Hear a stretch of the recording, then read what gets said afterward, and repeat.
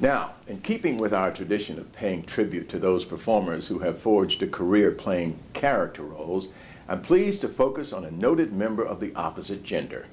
And many who have worked with our next guest have likened her talents to the late great stage actress Claudia McNeil. But she's also a writer and a singer, and I'm pleased to welcome Virginia Capers to the Roundtable. Well, thank you very much. So nice to see you, Virginia. It is wonderful to see you. You know, we've talked a lot, and we've known each other for many, many years. Yes. And a lot of people know you from the stage and from film and television. But you're also involved in a lot else. First, tell me what you're acting in these days, and then we'll talk about those other things. I just went out the other day and got 2 jobs. Hallelujah, hallelujah. Did you really? Yes. That's wonderful. After a long drink of nothing. Mm-hmm. You know. So you have 2 jobs. Yes. Let's talk about that long drink of nothing for a second. For me, it's painful. Mm-hmm. It's truly painful. I am the first African-American actress to win the Tony on Broadway in the Best Actress category mm-hmm. without having to share it mm-hmm. with a white actor. Both Leslie Uggams and Diane Carroll won before I did. And as far as I can remember, Diane Carroll is the only African-American actor to have had a show written especially for her by a noted composer, playwright, etc., etc. Yes. No strings? No strings. Yes, she was absolutely wonderful. And as a matter of fact, the Leslie Uggams play, I was in that play. Hallelujah, baby. Right, I was in that play. A very interesting story I'll share with you some other time about being up, because I was up for the Best Actor in a Musical for mm-hmm. that play, along with Robert Goulet. And when I heard Robert, I was up out of my seat because I thought it was me. It was Goulet. But anyway, so now from that period to now, let's say, you've done a lot. We've worked together in film. Yes. What are some of the things that really stand out character-wise for you as an actress? Well, when I started doing character roles, they were testing new ground, so to speak. I didn't have to wear an apron and a cap and do your little thing. I was the secretary. I was the dietitian in a hospital. I was the principal in a school, this vice principal, not the principal, but the vice principal. Things like that, those were considered. In fact, a very interesting thing happened. After I won the Tony and I came back to California, I just knew every door was going to open for me, and I was going to walk through graciously and say, oh, my public, my public, my public. Nada, niente, no riendo toi. Nothing. Nothing, dear. Nothing, nothing. That is so. I went 9 months without working. This is after winning the Tony Award on Broadway. The Tony. That's amazing. I wasn't even offered anything while I was still on Broadway. Right. You know, I was not able, after the show, after I closed, and I did the show for 3 years, including the national tour. Mm-hmm. There was so much I did not know that I was entitled to begin with. Mm-hmm. You know, I didn't know that there were certain times that I had a vacation or should have a vacation. I thought it was my job to be there every day like you're on the job. Right, right. I just did not know, and no one bothered to tell me. Wow. You know. Yeah. And when I left the show and I returned to Los Angeles, I knew I would have a TV series, I would have a major movie. One would think. One would think, right. You know, after this big to-do. And I was offered absolutely nothing. I went 9 months without work. I could have had a baby during that time. Only I was not active during it. I was so busy being into my career, so to speak. Well, I got to tell you, I saw you in that play, and as a matter of fact, I think I saw the play twice. I saw it in Washington, D.C. That's when we first opened. And then I saw it when you opened in New York. But I just thought that, well, first of all, your performance was sterling performance in a play that I had done as a play.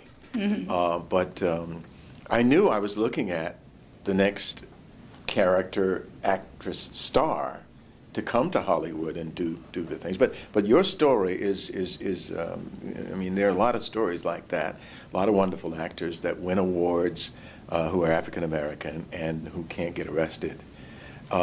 Let's move on to talk about what you're doing now. I know you're working. Tell us what you're doing now, because I don't want to. Well, you know, people think of elderly people as poor, broken down people. Yes, we do use a cane upon occasion, but that does not mean we're broken down. You have heard of geriatrics erotica, haven't you? It's no myth. That's a joke, right? No, that's not a joke. Geriatrics erotica? Yes, old folks do have sex. May take a little bit longer. Okay. Foreplay is much longer. Oh, okay. But it's worth every minute of it. So slower the better. Have mercy. I've written a script, and it takes place in an old folks' home. And all the old folks are trying to get out. They want to bust out. Right. So does the staff. And that's where all the fun comes in. Right. Because there's a club that's been redone to be a club like the clubs back in the 30s and 40s. In the home? No. That has been in the area. All right. And they want to get out. They want to get out to this club and do the town. And it's hysterical because the main characters are the 5 men who are in there, elderly gentlemen, and there are 4 ladies.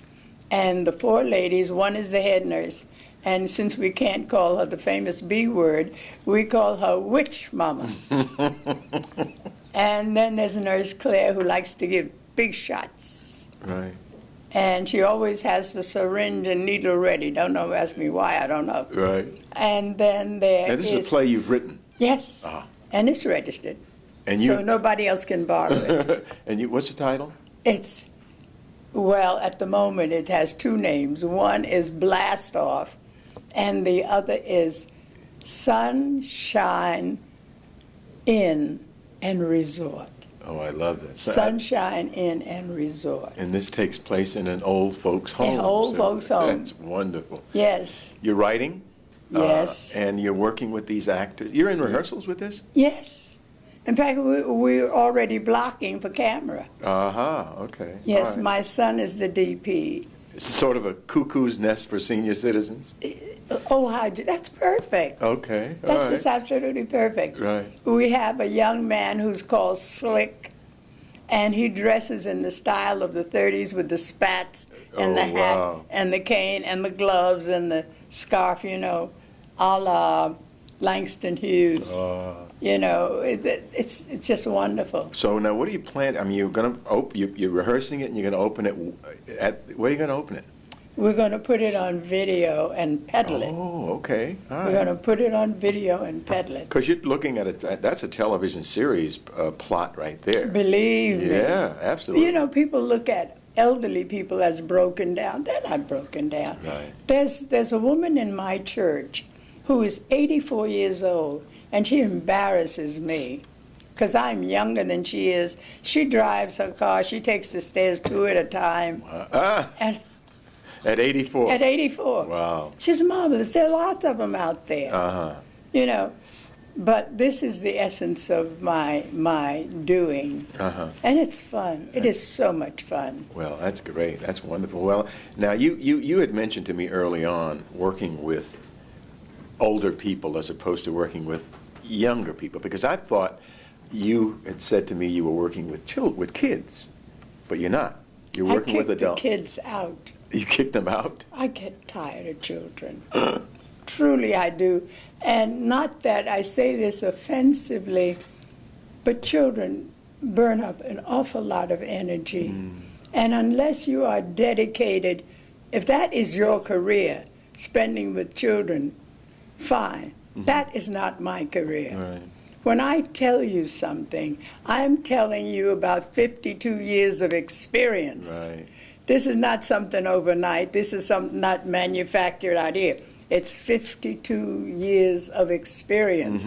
And I tell you, because it is the truth. Don't say, well, don't ask me that. Do what I tell you.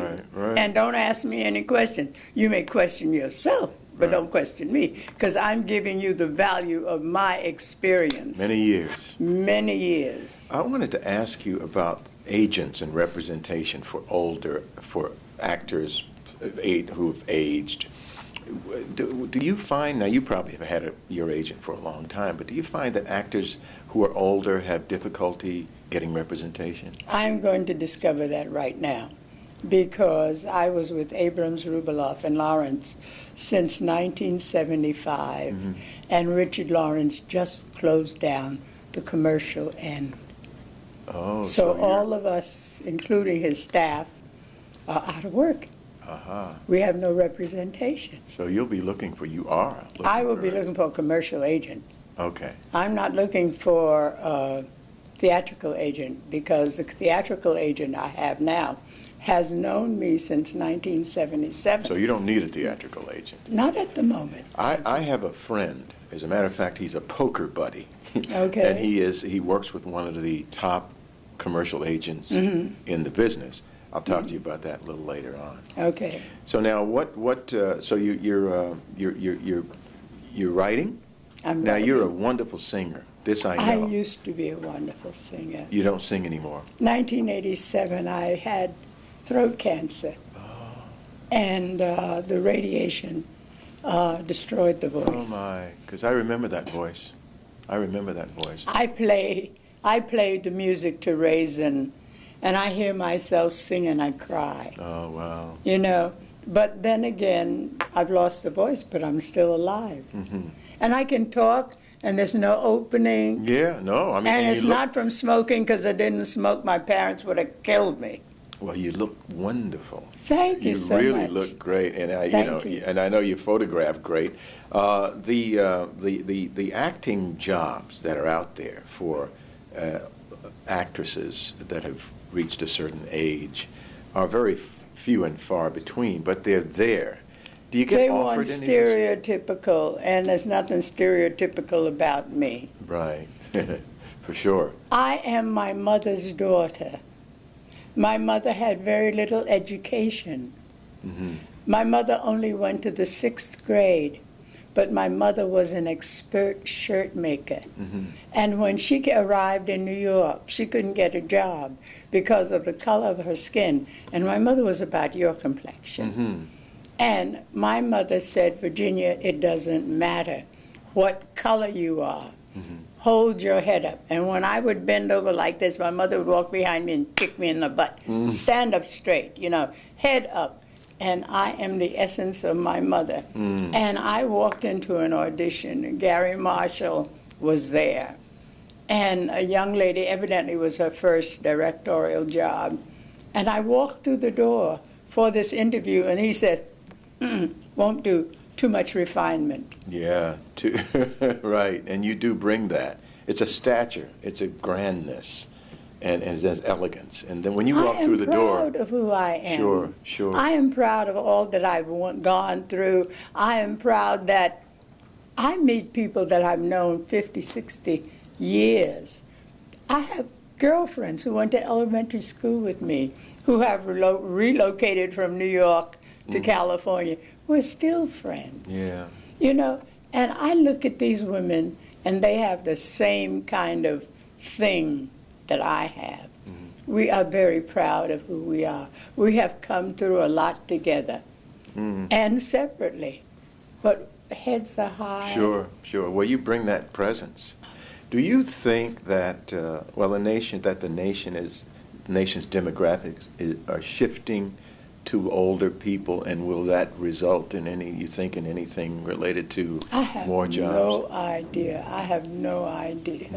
I just know that I get very angry with young people who feel that they can drop out of school and they can drop into this and they can become sensations overnight. And I want to say to them, get all the education you can. It is an invaluable tool. Stay very close to your spiritual upbringing. I don't care whether you're Baptist, Methodist, Science of Mind, Christian Science, Buddha, whatever. Find your spiritual center and hold on to it. It will keep you grounded. You won't do drugs. You won't do alcohol. You won't need them because you'll have an inside support that you know that can carry you wherever you want to go. Because how else can God express himself except through you and I? Indeed. Yes, you know? Absolutely. God is within oneself, and that's the motor that should steer us through life. Exactly. In the positive. I want to just say to you that there's not enough hours in the day to talk to you about your career, about you personally, and the things that you're doing. And what I like to do on the Roundtable is I like to talk to people that have really made great contributions. And I'd like to invite you to come back so we can talk some more about Oh, I'd love to come back. So I thank you so much for coming to the Roundtable to discuss. And I know the audience, we're going to get letters about you because you really present a wonderful African-American grand kind of presence, and you really do. So thank you. I thank you so much for joining us, and do come back. I would like you to know that it's been wonderful having social intercourse with you today. Oh. And I hope it was as good for you as it was for me. I'm feeling it as we speak. Thank you, Virginia. Thank you, sweetheart. God bless. Thank you so much. God bless. God bless. Okay.